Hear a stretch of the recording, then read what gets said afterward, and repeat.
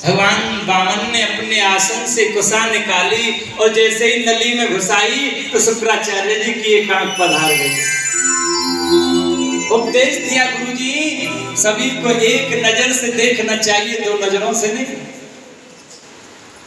संकल्प हो गया, कहने लगे हम अपना काम करें, कीजिए।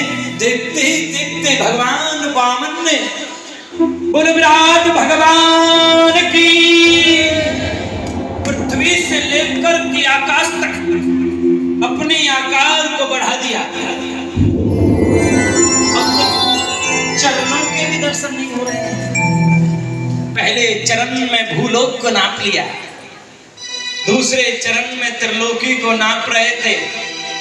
तो ब्रह्मलोक में चरण गया तो भगवान के चरणों को धोकर के ब्रह्मा जी ने अपने कमंडलों में रखा।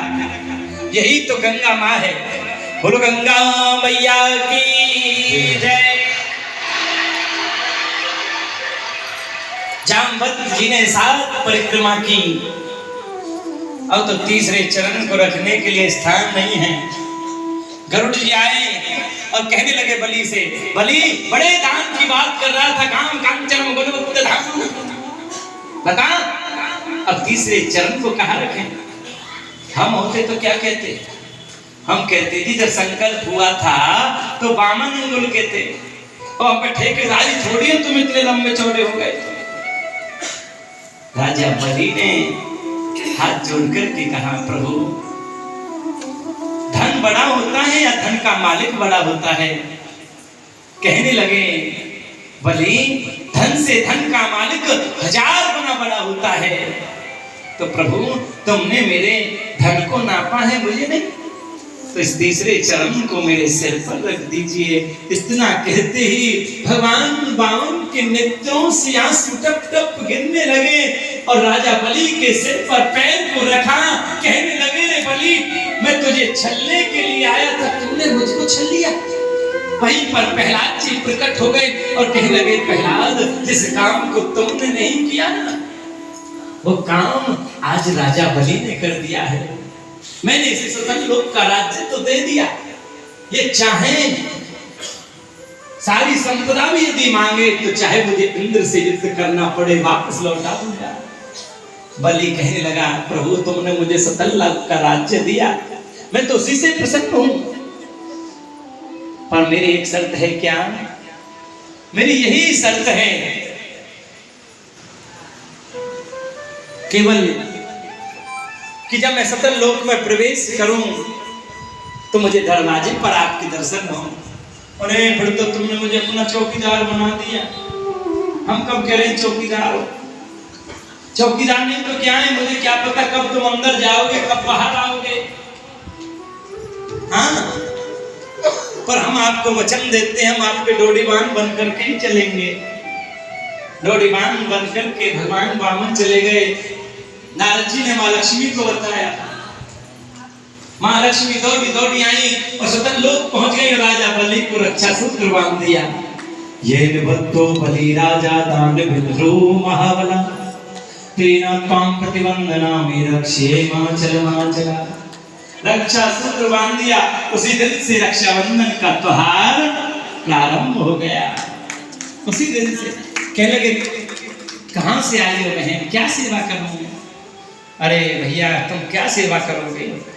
मुझे कुछ देना चाहते हो तो ये दीजिए। आपका जो डोडीवान है ना दरवाजे पर खड़ा, बड़ा सुंदर है, मैं इसके साथ विवाह करना चाहती हूँ। अरे ये तो साक्षात लक्ष्मी है, हमारी बहन बन ही गई है, तो बहन की इच्छा पूरा करना हमारा फर्ज है, तो विवाह कर लीजिए।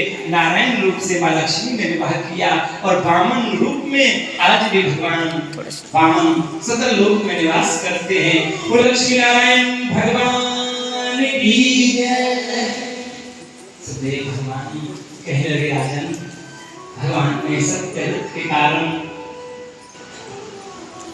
ही मत्स्य रूप धारण किया। भगवान तो केवल भाव के वशीभूत हैं। भाव के वश में है भगवान, भाव बिना सब साधन छूटो, वृथा सकल विधान, के बस में है भगवान, भाव नहीं तो हर मंदिर में भी है बस पाषाण, भाव हुई तो पाषाणों में प्रकट हो भगवान, भाव नहीं तो निधिवन मधुवन भीखत सब वीरान, भाव हुए तो चित देखो चित सुंदर श्याम, चित सुंदर श्याम। भगवान कभी नहीं देखता किसने मेरे ऊपर हीरे की अंगूठी चढ़ाई, या मोतियों की माला, या गुलाब के फूलों की माला। भगवान तो केवल भाव देखता है, कभी नहीं देखता। हम जो पैसे चढ़ाते मंदिर में, क्या भगवान ने आज तक मांगे? बताओ, क्या हमारी औकात जो हम भगवान को कुछ दे? अरे सब कुछ भगवान ने ही तो दिया है। मंदिर में क्यों पैसे चढ़ाए जाते हैं?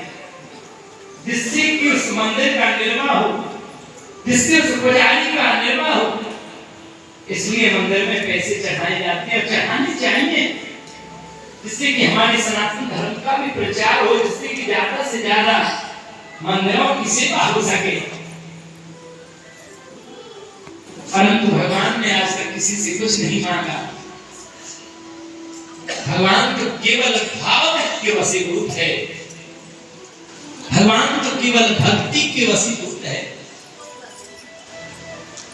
सुखदेव भगवान राजा परीक्षित से कहने लगे, राजन आगे मैं भगवान राम के वंश में प्रवेश कर रहा हूं। सुखदेव भगवान कहने लगे, मरीचि के पुत्र कश्यप, कश्यप के पुत्र वैवस्वत मनु, वैवस्वत मनु के सदम्न, सदम्न के नवग, नवग के नावाग, नावाग के ही महाराज अम्बरीश, अम्बरीश महाभागा सप्तदीपवती महीन। बारह भागवतों में महाराज अम्बरीश का नाम है और प्रत्येक एकादशी को निर्जला व्रत करते, प्रत्येक एकादशी को, और एकादशी व्रत अवश्य करना चाहिए। चैनल से आपको मैं ना जाने कितने प्रमाण है एकादशी कॉलेज के पास श्रीमद् भागवत कथा। सबसे बड़ा पापी तो वो है जो एकादशी के दिन भोजन करता है, भगवान की चरणों जिसके घर में अन्न बनता है।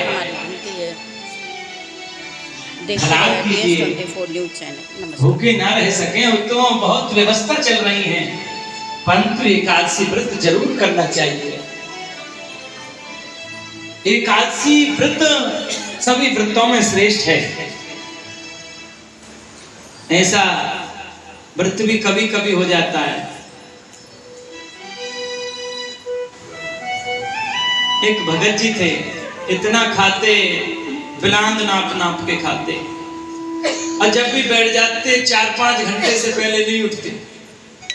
कहते दाने दाने पे लिखा है खाने वाले का नाम, और जो कोई उसको देखता तो कहता भैया बोरी बोरी पे लिखा है खाने वाले का नाम। घर वाले बड़े दुखी हो गए, कहां से लावे बोरी भर के, घर से भी बाहर निकाल दिया। अब पहुंच गए होंगे वृंदावन जैसे किसी नगर में जहां आश्रम बने रहते।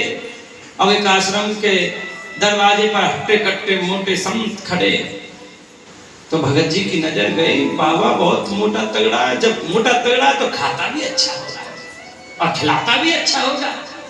जाके बाबा के चरणों में प्रणाम किया, बाबा प्रणाम, आओ बाबा मैं आपके आश्रम पर रुकना चाहता हूँ। बेटा आश्रम पर तो मैं रोक लूंगा, पर यहाँ का एक नियम है, क्या? तुमको गुरु दीक्षा लेनी पड़ेगी। वो तो मैं ले लूंगा,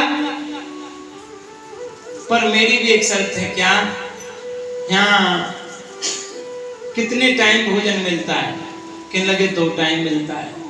तो पंगत एक टाइम में कितनी बार लगती है? एक समय में 5 पंगत लगती हैं। तो गुरुजी मैं 5 पंगतों में बैठा रहूं तो? गुरुजी समझने लगे धीरे धीरे खाता होगा। कोई बात नहीं, बैठे रहना, कोई बात नहीं, चल जाएगा।